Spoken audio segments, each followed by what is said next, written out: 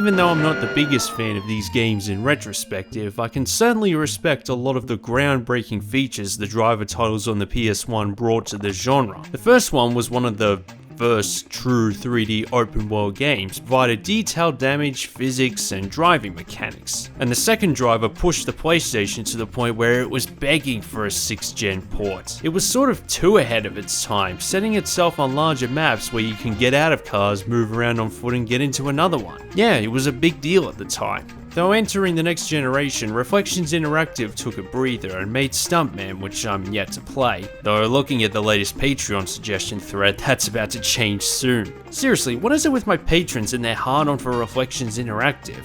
Anyway, it provided a taste of what to expect from the next driver title in terms of driving mechanics and stunt-based missions. However, that same generation provided serious competition. While the Grand Theft Auto series existed before Driver, it was overhead, so there wasn't anything groundbreaking on the surface. But when they brought that style of gameplay into the third dimension, it completely changed the perception of what can be done on sandbox maps. I know I've said this probably 100 times in different words, and it's been over 20 years, so you need to have experienced these games back in the early 2000s to understand, but they were a revolution at the time. The pop culture references, the size of the map, and crucially, the feeling you can do anything you want. In short, it took over the Driver series as the new yardstick of the genre. But what did this mean for Driver 3? Well, it was still primarily a driving game, and they had the pedigree thanks to the success on the PS1, which provided enough intrigue when it was officially announced on July 2002. However, their biggest obstacle wasn't the GTA series, it was their own publisher, Atari SA. The term financial troubles seemed to follow the Driver series even before it existed. Reflections Interactive were purchased by GT Interactive in 1999 before the release of the first Driver title. However, around the same time, GT themselves were turning over millions in debt, so Infogrames, in the middle of their fantasy quest to become one of the largest gaming companies in the world, were buying developers and publishers left and right, one of them including GT Interactive. They essentially opened Pandora's box, rebranding themselves Atari, hoping to bring the name back to the glory years, but found themselves stuck in a deep hole, only having enough money left over to release anything considered so-and-so in the early 2000s. They had a few minor successes critically or commercially, but by 2002 they had debts of nearly €500 million. It was very bad financial management back then, and combined with Rockstar's success with the GTA series, Driver 3 seemed like the only title that could match, well, not match, but become successful enough that whatever amount of money was thrown at it, it was worth it. So that's exactly what Atari did. The budget ballooned to $34 million, which was a lot for a video game at the time. In comparison, the budget for GTA San Andreas was $10 million, and half of it went to the game's marketing. The least I can say is that I know it made some sort of impression on me personally, since I actually remember seeing a TV ad for Driver 3 way back in 2004. However, after 3 years of development, the game was still not finished, and Grand Theft Auto San Andreas was right around the corner. Atari, in quite a predicament, realized that in order to maximize revenue on Driver 3 was to release it even if it wasn't finished. They told Reflections to clean up whatever they got, and sure enough, it came out on June 2004. Time is money. Therefore, this should make for an interesting review, a game that's knowingly unfinished. It fit in today's gaming market perfectly. Also, special thanks to Honza135 for suggesting this game on Patreon. Yeah, I know it says parallel lines, but I've already reviewed the first two Driver games and I'm up to Driver 3. Remember, if you support this channel on Patreon, you get plenty of rewards, including a thread allowing you to suggest what game I should review. And I do this every 2 videos. The link is in the description. Word goes out South Beach lost one of their V8s. And every known hitman in Miami's asking for you. 3 hours later, you're walking right down the middle of Collins Avenue, tight with Tico's gang. After the events of Driver 2, undercover detectives John Tanner and Tobias Jones are promoted to the FBI, and return to Miami to investigate a series of auto and weapon thefts left by Khalida Martinez and the South Beach gang, intending to expand their operations into Europe. So why do you think she's gonna take you in? Got anything constructive to say? Tanner goes undercover once again by killing their driver and convincing them he's a better fit for the role, given multiple jobs across the city, stealing cars, blowing up yachts, and assassination. So Khalida put the deal together. No, it's way too big for South Beach. They don't have those kind of contacts. They're working for someone who does. With the magnitude of work being involved, Tanner suspects the South Beach gang are working on behalf of someone else, and travels with the gang to Nice and Istanbul to discover the source of the criminal activity, going against orders of Interpol agents who aren't fans of Jones and Tanner's methods of investigating. You walk out of here and you've crossed the line. It turns out at some point between the two driver games, Charles Jericho, that gunman Tanner worked alongside while undercover to capture Pink Lenny, he exposed his true identity to make sure he captured Lenny instead of Jericho, and the latter vowed to get revenge for the betrayal. I'll find you. And he does so by killing his boss, Solomon Kane, and took over all his operations. It's up to Tanner and Jones to finish the job while driving plenty of fast cars in plenty of exotic locations around the world. We get Dubois out and you quit this case. Affaire classée. I came to find out who wants the cars. That's what I'm here to do, to finish this. It's been a while since I played Driver 2, so I needed a refresher to get a better understanding of what was going on in both games and how they connect. It also didn't help that the second one in particular has such punishing difficulty, and the third one has so many glaring issues, and yes, I'll get to them. It's impossible to not be distracted. Once I understood, it's not bad, although you think by this point with Tanner and Jones going undercover so many times, they'd be more easily recognized in the criminal underbelly. You think after the FBI found out that Jericho was running operations, Tanner would stay away to reduce the risk of compromising the whole operation. So don't get into an elevator with him.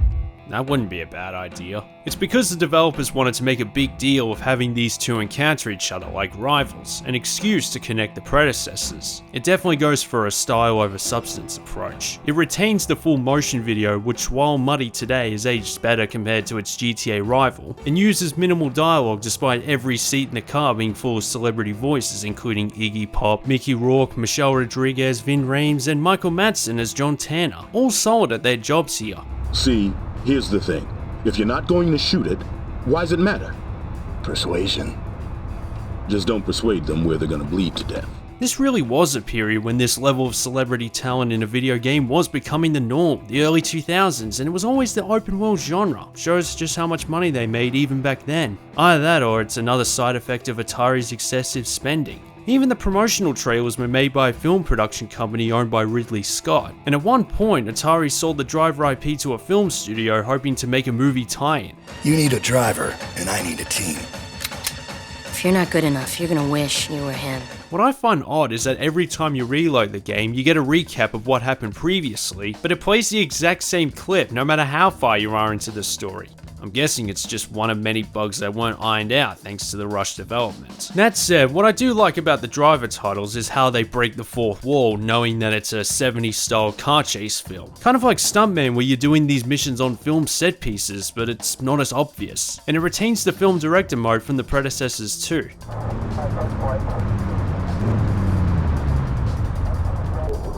Yeah, I think I'll stick to my own editing software, thanks. And then you have the cities to drive on. Miami returns, which is a good idea, there's so much history and inspiration to work with. But the other cities are a good choice too, the sort you wouldn't expect to appear in an open world game, yet they've appeared in more action movies than you might think. Transporter, Ronin, they're all set in Nice, and even James Bond has visited Istanbul plenty of times throughout the 007 franchise. You ever been to Turkey? Let's see, you have, right? That wouldn't be you who put drainage in Naz's skull. A misunderstanding over dinner. However, is it me or the graphics even more underwhelming than the PS1 predecessors? There wasn't anything that crashed the game during my playthrough, like falling through the map, but the signs of an unfinished product are clear: glitchy textures, poor draw distance, choppy slowdown. It's like the graphics are on the lowest setting, but it's impossible to switch it back to your liking. As I said in the beginning, it's not to say the effort from the developers was absent. Here are some figures, according to the making of this game. 25 artists took over 90,000 photos and walked a collective 1,000 miles to create 3 maps which combined for 156.14 miles of drivable road, and 35,768 unique buildings. But when you play the game, there's nothing to work with. Here on top of Nice, for example, it clearly looks like it's designed for a mission in the undercover mode, but that's all it's there for. No people walking around, no vehicles, just a ghost town. What the Grand Theft Auto titles did on their maps is have civilians that did things, react to being in the way, have conversations with each other, start fights with them, as well as enter buildings with other little mini games, stuff like that. The immersion was always there whether you were entering a mission or free roaming, doing whatever you want, aka going completely AWOL. Maybe it wouldn't have been as much of an issue if Reflections had more time to work on the game, but since this is the final product, it needs to be pointed out.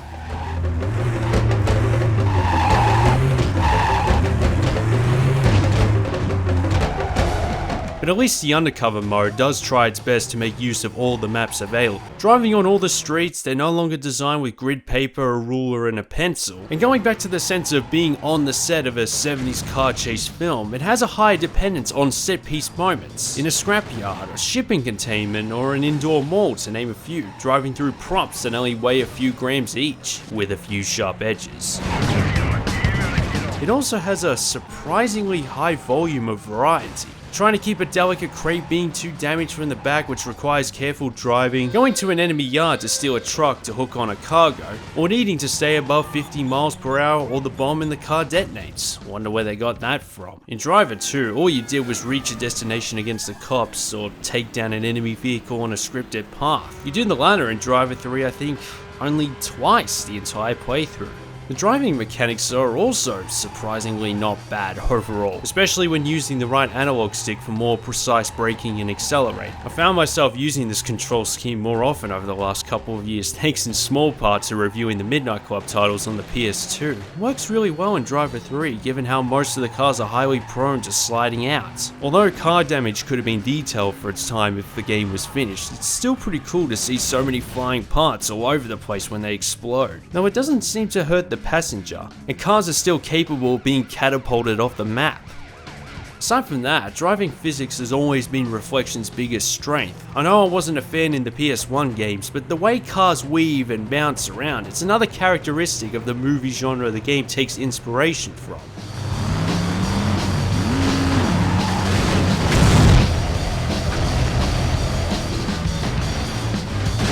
Okay, enough. You can drive, but I want to see more. The same can't be said for the other vehicles. With boats, there's nothing really to criticize on the water since there are barely any obstacles. If anything, the only one to note is the boat itself when you're trying to get off it onto the dock, thanks to the appalling on-foot controls, and ooh, I'm gonna get to that in a minute. And as for the motorbikes, well, it's good to ride something with full grip. The steering feels like it delays for a full second. At least another advantage over the predecessors is the difficulty. There's always a checkpoint in the middle, you can take more damage, and time limits only apply when necessary, not every single mission. Like if this were Driver 2, it would say failed, you lost him any day of the week. I still can't believe I took down the gunman along the cliffs in Rio. I can't believe I beat Driver 2. That's not to say Driver 3 is easy. There are some missions I beat on the first attempt that I could have easily been stuck on for ages, like these moments when you're behind a van or truck fending off enemies trying to crash you off the road, which are 100% luck based. The moment when vehicles spawn, the number of bullets they can take, the number of bashes from behind the truck or van going around the corner, affecting your aim. Just so many factors that will test your patience. While this might look exciting, playing it, I guarantee you it's the opposite. At least with the final couple of chase missions, the ones where you lose them despite being in plain sight, they're actually harder. This one in particular took me an hour and a half just to complete. It still depends on driving skill and memorization. Not only that, but all you have to do is stay on their tail, and the ones you don't, you have a gun. In fact, if ever you need to lose the tail, you can just get out and kill them, including police. They might still be able to spot you through another building, then lose you 2 seconds later because, again, technical issues. Just get out and deal with them on foot.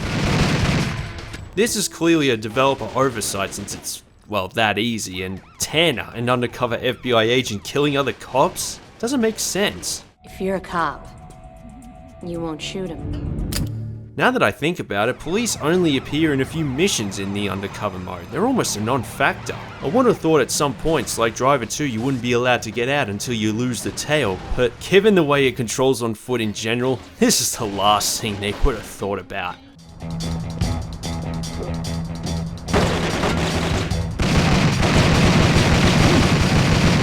On foot, it feels like a first-person shooter using a third-person camera view. No matter where you strafe, Tanner only rotates with the right analog stick. Again, not a bad idea if done right. It reminds me of Max Payne 3, probably the premier example of that control scheme. But DRIV3R is a large oil spill in comparison. Firstly, I don't see the point of a tutorial. It's just a training area without any instructions. What a way to set a good first impression. I was worried for a moment that the game was forcing me to use the inverted camera. I know there are some who prefer that, but I don't. And I also strongly recommend the auto aim option.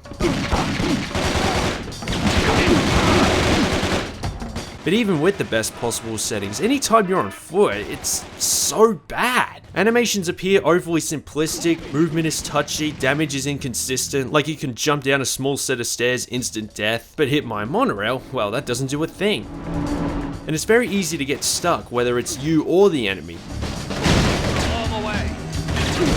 If this doesn't spell unstable, I don't know what does. And even if it was perfectly stable, like the emptiness of being on the road, it feels no different to being in a shootout. Enemies stay still despite being shot at, but because there's no cover system, it's easy for them to appear in a snap. There's definitely trial and error involved, but unlike the driving, not the good type. And even if you know they're there and with the auto aim turned on, they always seem to hit you first. And what this does is encourage you to stay far away to pick them off from a long distance as often as possible. A clear sign that you're not enjoying this game. I mean, this is your final showdown, ladies and gentlemen. There's no doubt the scope of everything going on right up to the climax is solid. All the police and bad guys in a shootout after chasing someone on a train. That sounds awesome saying that out loud. I know I'm trying to keep this review spoiler free, but the cutscene version of this exact moment is literally the beginning of the undercover mode. But just seeing what it looks like when you control it is enough to turn you away.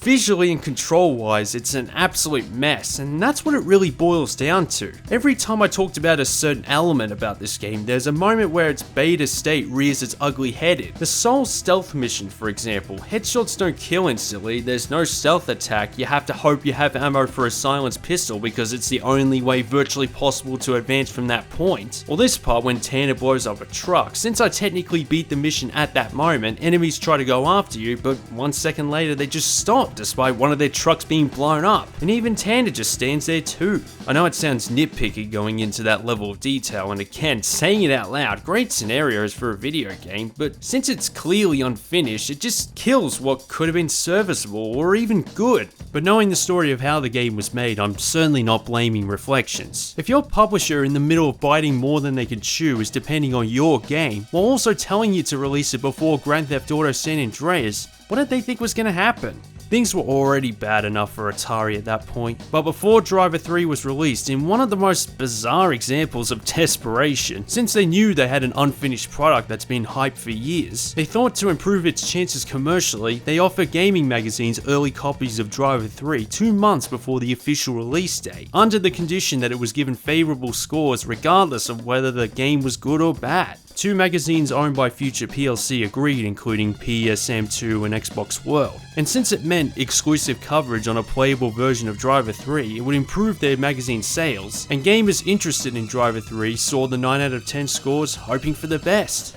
But then DRIV3R came out and received mixed to negative reviews by every other pro gaming website and magazine. And some people question why these magazines gave DRIV3R absurdly high review scores despite being subpar at best. They took their frustrations out on the internet, as you would, particularly GamesRadar forums, another Future-owned subsidiary. However, things were made worse when Future responded by taking down as many threads as they could find relating to the complaints about DRIV3R, essentially silencing consumer criticism, and Atari responded by hiring Brimble Media to infiltrate the forums as shills to defend the game like crazy. And after their covers were blown, they admitted to being employed by Brimble, but also claimed their opinions on the game were independent, which is about as admission of guilt as you can get without actually admitting your wrongdoings. The scandal also strained the relationship between Atari and Reflections Interactive to a level where on December 2004, series director Martin Edmondson left Reflections, almost immediately sued Atari for unfair dismissal, before returning to the series with Driver San Francisco after Reflections were bought out by Ubisoft in 2006. A couple of months after the acquisition, Atari Vice President of Sales and Marketing Nick Vajor would finally admit that Driver Driver 3 was released knowing it was unfinished. And over the next few years, everyone involved in the scandal did their absolute best to sweep everything under the rug like nothing happened. But the one thing that's undisputed in retrospective is the whole thing was a PR embarrassment to Future and Atari, and certainly left a very sour taste in a lot of players' mouths. In fact, the Drivergate scandal is the first thing that comes to mind when they think about Driver 3, the reason alone not to buy this game in 2004. Because why give money to a publisher who's willing to deceive customers like that? It's one thing to rush a game to meet a deadline, just look at Getaway Black Monday and True Crime New York City as similar examples. But to also fix game scores to manipulate consumers and silence them if they complained, well, they thought they were putting water over the fire but mistaking it for gasoline. With everything thrown against it over the years, I was expecting to absolutely hate this game with all the frustrations from the predecessor, but magnified thanks to the technical mishaps. But taking it on its own merits.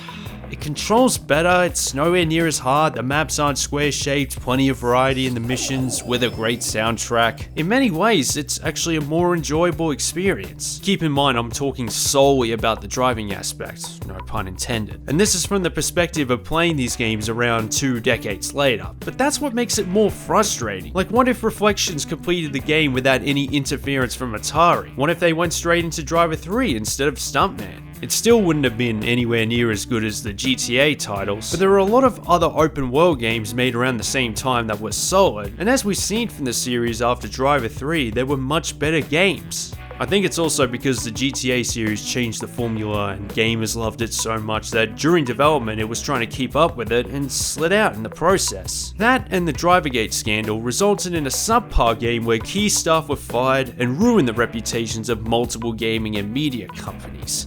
Just wow, what a legacy to say the least. Hemen elektroşok cihazını verin. Hadi. Herkes açılsın. Çekilin.